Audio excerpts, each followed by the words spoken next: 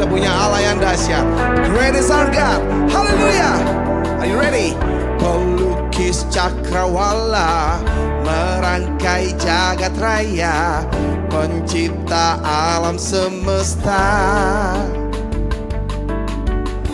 pemilik kehidupan yang sanggup menyelamatkan. Dialah jalan kebenaran. Mari angkat tanganmu, katakan, kami rindukan kuasa lawatanmu. Kebangkitan pasti terjadi. Oh, oh, oh, datanglah dan bertata, kuat dan berkuasa. Saat hati bersatu, menaikkan pujian, belenggu dipatahkan, mujizat dinyatakan. Oh, great is our God. Bertepuk tangan di hadapan Raja. Oh yeah, haleluya. Mari sama-sama katakan, pemilik kehidupan yang sanggup menyelamatkan. Dialah jalan kebenaran. Come on. Kami rindukan kuasa lawatanmu.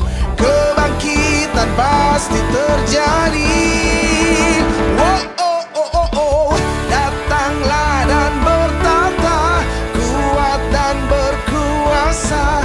Saat hati bersatu, menaikkan pujian, belenggu dipatahkan, mujizat dinyatakan. Oh, great is our God.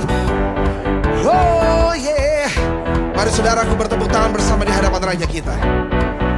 Great is our God, yeah. Yeah, haleluya. Kami rindukan kuasa lawatanmu. Kebangkitan pasti terjadi. Oh, oh, oh, oh, oh. Datanglah dan bertata, kuat dan berkuasa. Saat hati bersatu, menaikkan pujian, belenggu dipatahkan, mujizat dinyatakan. Oh, great is our God. Datanglah dan bertata, kuat dan berkuasa. Saat hati bersatu, menaikkan pujian, belenggu dipatahkan, mujizat dinyatakan. Oh, great is our God. Great is our God. Hallelujah. Oh, yang setuju Allah kita besar, Allah kita dahsyat. Tepuk tangan sorak-sorai bagi Dia. Lebih lagi, come on. Haleluya, haleluya. Bagimu segala pujian, hormat, kemuliaan. Oh, hanya bagimu Tuhan. Thank you Jesus, thank you Lord. Haleluya. Bagi Dia segala pujian, hormat serta syukur, kekal selamanya. Bagi Dia segala pujian, hormat serta syukur selama-lamanya. Oh, oh, bagi Dia segala pujian, hormat serta syukur, kekal selamanya. Bagi Dia segala pujian, hormat serta syukur selama-lamanya. Selama-lamanya.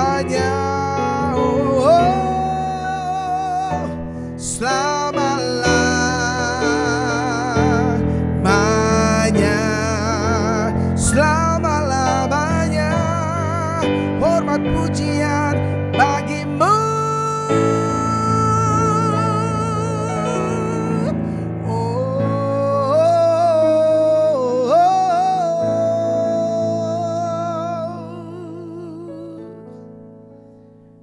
Kami siapkan hati kami untuk terima kebenaran firman Tuhan. Berbicara kepada kami, teguhkan hati kami, ajar dan didik kami lewat firman-Mu. Kami siapkan hati kami di dalam nama Tuhan Yesus. Kami berdoa dan mengucap syukur. Haleluya. Amin.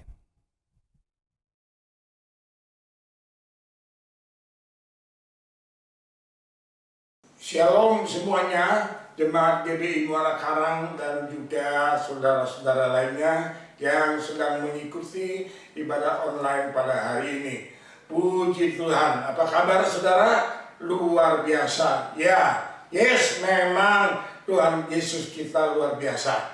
Kalau hari ini kita bisa ketemu lagi dalam ibadah online, itu adalah karena pertolongan, karena perlindungan dan pemeliharaan Tuhan yang luar biasa buat saudara dan saya. Haleluya. Saudara yang dikasih Tuhan, hari ini firman Tuhan saya beri judul yaitu meraih pertolongan Tuhan. Saya ulang saudara, meraih pertolongan Tuhan. Saudaraku, kata meraih itu sama dengan mendapat. Tetapi saya lebih suka dengan meraih. Kenapa? Karena kalau mendapat itu kayaknya gampang diperoleh, gampang didapatkannya, nggak pakai susah-susah. Tetapi kalau pakai kata meraih, memperolehnya susah banget. Harus ada semangat, ada perjuangan, ada tekad yang membaja untuk bisa mendapatkannya. Dan hari ini firman Tuhan sekali lagi judulnya adalah meraih pertolongan Tuhan. Haleluya. Saudara, satu kali ada seorang pria yang suka bermain di kolam renang. Dia tidak bisa berenang, tetapi hari itu dia masuk ke kolam renang dan ternyata dia berjalan jauh dari tepian sampai di tempat yang dalam. Dan di sana dia merasa terkejut ketika kakinya mau mencapai dasar kolam tidak kunjung nyampe, saudara. Dengan lain perkataan, kalau dibiarkan terus dia bisa tenggelam. Dia nyaris tenggelam, saudara. Tetapi saudaraku, rupanya Tuhan masih sayang sama dia dan nyawanya masih bisa tertolong. Kenapa? Karena dia meraih segala sesuatu. Dia berusaha menjamret sana sini apa yang bisa dicapai. Dia berusaha untuk bisa timbul ke atas permukaan air supaya masih bisa bernapas. Dan puji Tuhan, akhirnya ada temannya yang menolong, melemparkan tali atau ban, dan dia bisa diseret sampai ke tepian. Dengan demikian, saudaraku, dia selamat. Kata meraih juga saya teringat berapa tahun yang lalu, sekitar tahun 70-an begitu, saudara. Negara kita, Indonesia, sangat maju sekali olahraga badminton atau bulu tangkis. Terutama yang regu pria, saudara. Sampai waktu itu secara keseluruhan Indonesia punya 7 orang pendekar bulu tangkis. Dimanapun mereka diterjunkan biasanya nggak pernah kalah, menang terus, saudara. Tetapi hari itu saya teringat ketika jawara kita yaitu Rudi Hartono berhadapan dengan pemain Denmark yang notabene bukan yang nomor 1, paling yang nomor 2, yang namanya Flemming Delft. Kita berpikir secara matematis, hitungan mudah saja buat Rudi mengalahkan Flemming Delft. Rasanya nggak usah pakai pertandingan, pasti menang Rudi ini, saudara. Tetapi kenyataan yang terjadi adalah Rudi Hartono nyaris kalah pada saat itu. Kenapa, saudara? Karena baru game pertama saja, waktu itu game poinnya sampai 15, belum sampai 21, saudara. Dia sudah tertinggal jauh. Dia cuma mendapat 1 poin, sedangkan Flemming sudah 14. Jadi sudah game point, 1 angka lagi Rudi akan kalah pada ronde pertama. Saudara-saudara kita yang mendengar, melihat dari TV, Buddha mulai sport jantung karena takut juara kita itu kalah. Tetapi kenyataannya saudaraku luar biasa. Hari itu Rudi bermain mati-matian. Dia meraih angka demi angka. Dia berjuang mati-matian untuk tidak bisa kalah pada game pertama. Dan sejarah mencatat ada satu kemenangan yang sangat spektakuler, di mana angka demi angka dia raih sampai mencapai angka skor sama, yaitu 14-14. Jus 3 dan diakhiri oleh Rudi dengan 17-14. Sedangkan game yang kedua dia juga menang 15-12. Dan ini sangat mengingatkan kita dengan kata meraih. Betapa dengan perjuangan yang tidak kenal lelah, dengan susah payah, dengan jatuh bangun, Rudi meraih angka demi angka, dan akhirnya dia dapatkan kemenangan. Saudara yang dikasihi Tuhan, saat ini di negara kita dan juga di negara-negara lain di dunia ini sedang menghadapi masalah yang sama, yaitu pandemi corona. Suasana sangat mencekam, saudara. Belum kunjung reda gelombang atau badai corona ini, saudaraku. Dan kita sudah mulai mendengar banyak orang mengeluh, sampai kapan penderitaan ini akan berlarut-larut. Kalau kita baca dan dengar dari mass media, ternyata kasus COVID-19 yang positif itu makin lama makin banyak, makin lama makin bertambah. Yang tadinya sedikit, sekarang di Indonesia sudah 100 sekian ribu pasien, saudaraku, yang COVID positif. Dan rumah-rumah sakit juga sudah mulai penuh. Itu dampak kesehatannya. Banyak orang yang tidak tertolong, yang meninggal meskipun sudah diupayakan segala macam cara. Belum lagi dampak ekonomi dan sosial. Banyak yang di PHK, banyak perusahaan-perusahaan yang tutup, dan pegawai-pegawainya harus diberhentikan. Mereka punya pendapatan atau income sudah sangat berkurang atau tidak dapat lagi. Sedangkan kehidupan harus dan mesti berjalan terus, saudara. Begitu juga di bidang lain, di bidang pendidikan. Kasihan sekali kalau anak-anak sekolah itu belum bisa sekolah normal dengan tatap muka. Hanya pakai sekolah sistem jarak jauh.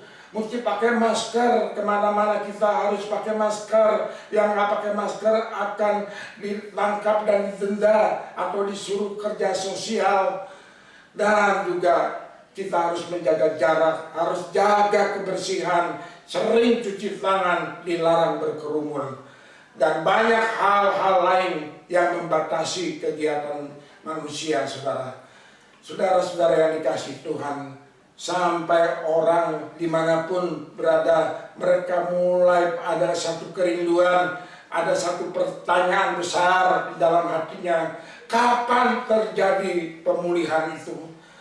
Bagaimana dengan Tuhan? Apakah pertolongan Tuhan masih ada? Apakah mujizat Tuhan masih bisa terjadi? Saudara-saudara, kehidupan manusia bisa diibaratkan saat ini seperti ada di satu padang gurun pasir. Ke depan nampak pasir, belakang pasir, kiri kanan semua pasir.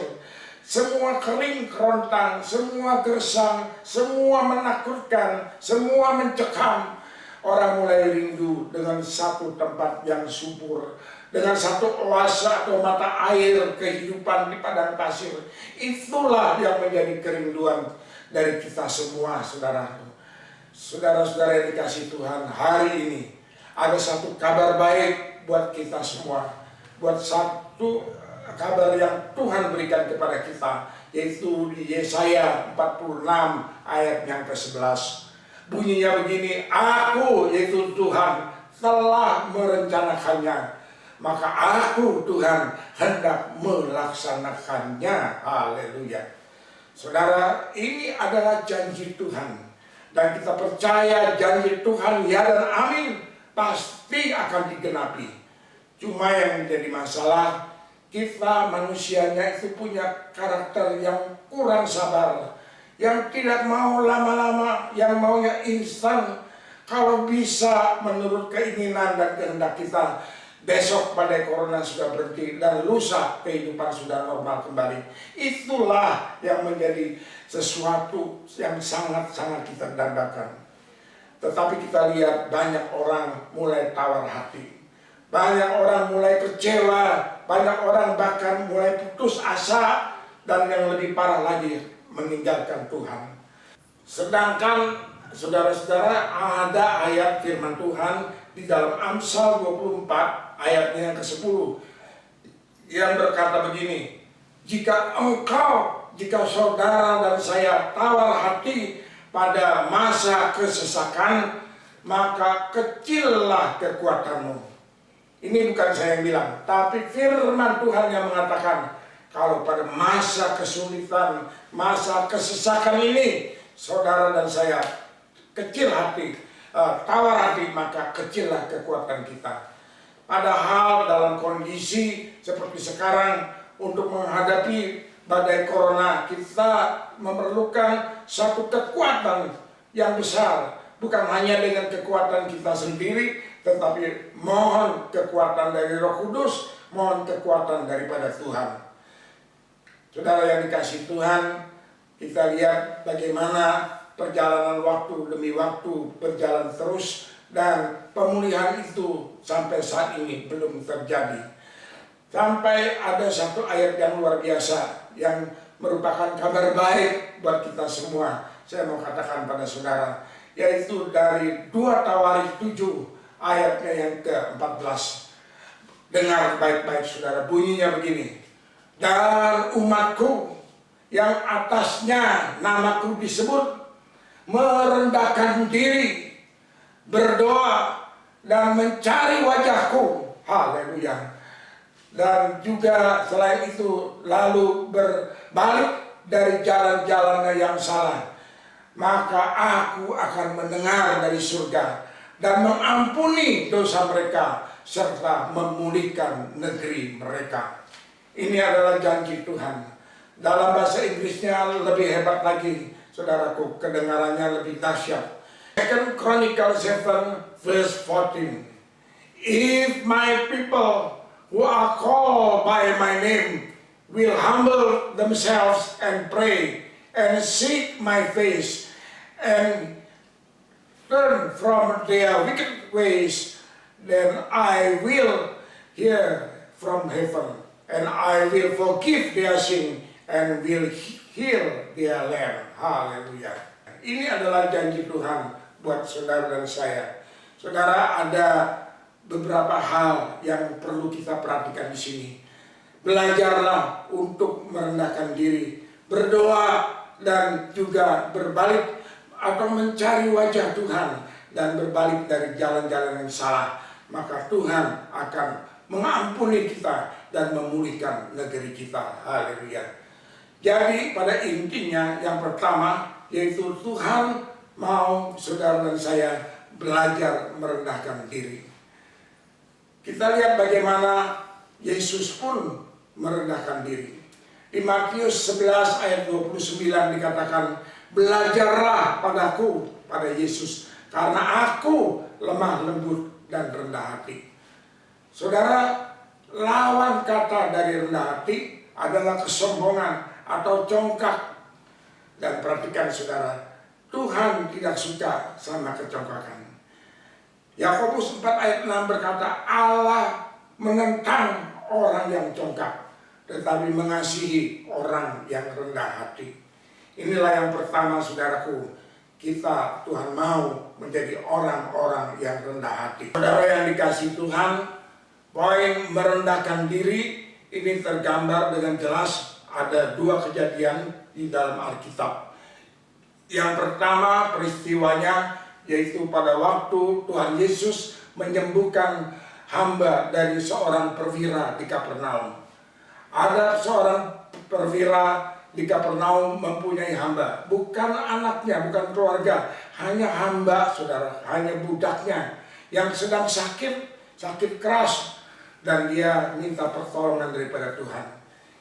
Dengan penuh kerendahan hati, dengan keyakinan bahwa hanya Yesus yang sanggup menolong kepadanya. Dan firman Tuhan katakan, Yesus kagum dengan iman percaya, dengan kerendahan hati dari perwira ini, dan hambanya itu sembuh. Haleluya. Dan yang kedua yaitu seorang perempuan dari Kanaan yang anak perempuannya sedang sakit karena dirasuk setan. Dia sudah berusaha kesana kemari, tidak sembuh, tidak ada pertolongan, dan akhirnya dia datang kepada Tuhan. Untuk bisa datang kepada Tuhan membutuhkan banyak perjuangan, banyak halangan yang harus dihadapi. Bagaimana murid-murid Tuhan mencegah dia supaya diam, jangan mengganggu Yesus. Tetapi perempuan Kanaan ini tidak kenal menyerah. Dia maju terus. Dan bahkan ketika Yesus mengatakan tidak patut kalau roti untuk anak-anak itu diberikan kepada anjing, maka wanita ini berkata, "Ya Tuhan, tetapi bukankah anjing itu pun bisa mendapatkan remah-remah roti yang jatuh daripada meja tuannya?" Saudara-saudara, kerendahan hati ini menggetarkan hati Yesus, dan Alkitab mencatat bahwa anak perempuan wanita Kanaan ini sembuh dengan pertolongan Tuhan. Haleluya. Poin yang kedua yang Tuhan mau dari saudara dan saya adalah berdoa. Berdoa yang bagaimana? Berdoa seperti yang pernah Yesus lakukan, yaitu di Taman Getsemani. Dia berdoa mohon kekuatan daripada Bapaknya yang di surga. Berdoa bukan memaksakan kehendaknya, tetapi berusaha untuk menyelaraskan kehendak Bapa dengan kehendaknya, saudara. Berapa lama Yesus berdoa, saudara? Dari Matius 26 ayat ke-40, ada ayat yang berkata, "Tidakkah kamu sanggup berjaga-jaga 1 jam saja dengan aku?" Saudara mungkin berkata, "Waduh, kalau sampai 1 jam, apa saja yang harus kita doakan? Apa saja, siapa saja yang harus kita doakan?" Saudara, untuk ini ada pelajaran yang sangat indah yang pernah diajarkan oleh Paus Fransiskus pada waktu beliau masih menjadi uskup agung di Argentina. Beliau mengajarkan mengenai doa 5 jari. Yang pertama yaitu ibu jari, saudara. Kalau kita meletakkan tangan kita ke dada, maka ibu jari itu yang paling dekat dengan kita. Ini mewakili orang-orang yang dekat hubungannya dengan kita. Dengan suami, dengan istri, dengan keluarga, anak, menantu, orang tua. Pokoknya orang-orang yang dekat dengan kita. Itu yang pertama kita doakan. Yang kedua adalah jari telunjuk. Jari telunjuk ini menggambarkan orang-orang yang suka mengajar. Termasuk di sini adalah guru, adalah pendeta yang perlu kita doakan supaya mereka mendapat hikmat dari Tuhan. Yang ketiga adalah jari tengah. Jari tengah adalah jari yang paling tinggi. Ini berarti kita harus doakan orang-orang yang punya otoritas, pada presiden, pada wakil presiden, pada raja, pada gubernur, pada orang-orang yang menguasai kepada kita. Kita doakan supaya mereka diberikan hikmat oleh Tuhan. Dan yang keempat yaitu jari manis.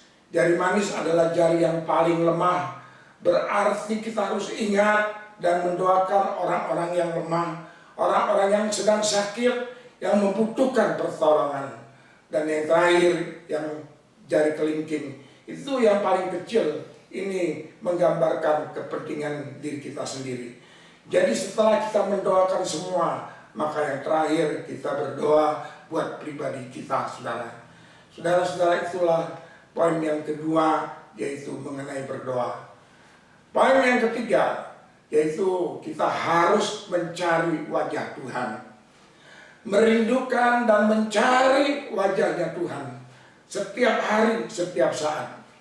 Seperti Daud, saudaraku, dalam Mazmur 69, ayat yang ke-17 dan 18 berkata begini, "Janganlah sembunyikan wajahmu kepada hambamu, sebab aku tersesak. Segeralah menjawab aku, datanglah kepadaku, tebuslah aku, bebaskanlah aku oleh karena musuh-musuhku." Inilah seruan daripada Daud. Setiap hari dia berusaha mencari wajah Tuhan dan menaikkan doa-doanya. Saudara, di tempat atau situasi yang bagaimana kita bisa menemukan wajah Tuhan.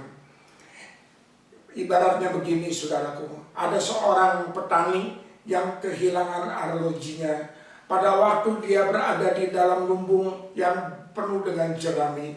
Ternyata arlojinya itu terlepas dari tangannya dan jatuh ke dalam tumpukan jerami. Dia berusaha untuk mencarinya, begitu berlelah-lelah tetapi tidak ketemu. Akhirnya diketemukan arloji tersebut oleh anaknya yang masih kecil. Ternyata anak ini saking lelahnya dia tertidur di gudang padi itu, dan dalam keheningan dia bisa mendengar detak daripada arloji ini. Saudara yang dikasihi Tuhan, suara Tuhan, hadirat Tuhan, wajah Tuhan itu bisa kita ketemui pada saat teduh kita. Bukan di saat kita sedang panik, di saat kita sedang sibuk, sulit mencari wajah Tuhan. Tetapi datang kepada Tuhan di keheningan, di tempat yang sunyi, di tempat yang teduh, saudaraku, kita bisa melihat wajah Tuhan. Haleluya. Saudara-saudara, Yesaya 55 ayat 6 berkata begini, carilah Tuhan selama ia berkenan ditemui, berserulah kepadanya selama ia dekat. Puji Tuhan. Saudara, mari kita mau maju lagi pada poin yang terakhir, yaitu mengenai bertobat. Apa artinya bertobat? Per definisi bertobat artinya begini saudaraku, yaitu meninjau tindakan yang pernah dilakukan dan menyesali kesalahan-kesalahan di masa lampau, disertai satu keputusan, satu komitmen untuk berubah menjadi lebih baik. Pertobatan ini paling jelas pada waktu peristiwa anak yang hilang, anak bungsu yang meninggalkan bapaknya, saudaraku. Tetapi setelah anak ini sadar bahwa dia bersalah kepada bapaknya, dia berdosa kepada bapaknya, dia pulang kembali ke rumah bapaknya, dan dia disambut dengan penuh sukacita oleh sang ayah ini. Saudara yang dikasihi Tuhan, badai corona sampai saat ini belum berlalu, karena Tuhan masih mau menghendaki banyak pertobatan daripada manusia di dunia ini. Saudara-saudara, hari ini kesimpulannya ada 4 poin, 4 perkara yang menjadi bagian saudara dan bagian kita untuk kita lakukan dengan sepenuh hati. Poin yang pertama, Tuhan mau kita merendahkan diri di hadapan Tuhan. Yang kedua, kita berdoa dengan sungguh-sungguh. Poin yang ketiga, cari wajah Tuhan. Dan yang keempat, bertobat kepada Tuhan. Saudara, inilah pesan Tuhan buat kita semua. Mari hari ini kita mau lakukan keempat perkara ini. 4 perkara yang menjadi bagian kita. Kita kerjakan dengan sungguh-sungguh. Kita bukan hanya mendengar firman, tetapi menjadi pelaku-pelaku firman Allah. Dan percayalah, yakinlah Tuhan akan menggenapi janjinya. Tuhan akan mengampuni kita dan memulihkan negeri ini. Berarti memulihkan kesehatan, memulihkan rumah tangga kita, memulihkan ekonomi negara kita, memulihkan gereja Tuhan, memulihkan kota, negara Indonesia, bahkan dunia ini. Dengan demikian saudaraku, setelah diampuni dan semua kita dipulihkan, kita mendapatkan perhentian yang indah daripada Tuhan. Kita yakin bahwa semua badai ini akan berlalu dengan pertolongan Tuhan. Oleh sebab itu mari kita terus dengan tidak pernah bosan-bosan. Kita harus raih pertolongan yang daripada Tuhan. Inilah firman Tuhan buat kita semua, kiranya menjadikan kekuatan buat kita dan kita lakukan firman Tuhan dengan sungguh-sungguh. Mujizat Tuhan masih ada, pertolongan Tuhan masih ada saudaraku, dan negeri ini, kehidupan ini akan dipulihkan oleh karena pertolongan Tuhan. Haleluya, haleluya. Inilah firman Tuhan buat kita semua, memberkati kita dengan luar biasa. Amin. Saudara, firman Tuhan baik sekali untuk kita semua dan memberikan kekuatan kepada kita. Dan saya akan sampaikan pengumuman bahwa pada minggu depan tanggal 6 September 2020 masih kita lakukan ibadah online dan kita akan dilayani oleh pendeta muda Insinyur Hendy Karsidi MTH. Dan ada juga acara perjamuan kudus. Itulah pengumuman yang perlu kita ketahui, saudara. Puji Tuhan. Sekarang mari kita tutup ibadah hari ini dengan doa untuk penutup dan doa berkat. Haleluya. Maha besar Bapa kami yang bertata dalam kerajaan surga, puji syukur buat lawatan-Mu yang indah pada hari ini ya Tuhan. Tuhan, di tengah-tengah kegalauan hati kami dan banyak orang di negara ini, bahkan di seluruh dunia, di mana-mana tempat kami merindukan adanya pemulihan yang daripada-Mu, daripada badai virus corona yang terus mengancam ini. Banyak orang yang sudah mulai menjadi tawar hati dan putus asa, tetapi firman-Mu pada hari ini memberikan kekuatan kepada kami bahwa badai corona itu pasti akan berlalu karena pertolongan Tuhan. Dan syaratnya harus kami penuhi. Kami semua Tuhan mau merendahkan diri di hadapan Engkau, tidak menjadi orang yang congkak dan sombong. Kami mau tekun di dalam doa-doa kami dan tekun mencari wajah Tuhan. Haleluya. Dan kami juga harus bertobat kepadamu. Mohon belas kasihan-Mu. Semua orang di dunia ini bertobat mohon ampun daripada Tuhan, maka Engkau akan mengampuni kami dan Engkau akan memulihkan negeri ini. Engkau memulihkan kehidupan kami semuanya ya Bapa. Terima kasih Tuhan, terima kasih. Ajar kami bukan hanya mendengar, kami boleh menjadi pelaku-pelaku firman Allah. Terima kasih Tuhan, berkati buat jemaat-Mu GBI Muara Karang. Berkati juga semua saudara-saudara kami yang mengikuti ibadah online hari ini. Yang sakit Engkau jamah, Engkau berikan kesembuhan. Yang di dalam kesulitan, dalam masalah, Tuhan memberikan pertolongan dan jalan keluar. Haleluya, haleluya. Belas kasihan dan pengampunan-Mu turun buat bangsa kami dan juga buat seluruh manusia di bumi ini. Terima kasih Bapak, terima kasih. Dengan penuh ucapan syukur Tuhan, pada saat ini kami naikkan segala doa dan permohonan kami hanya di dalam nama Tuhan Yesus Kristus. Haleluya, haleluya. Mari kita yang percaya pada Tuhan, kita katakan sama-sama, amin.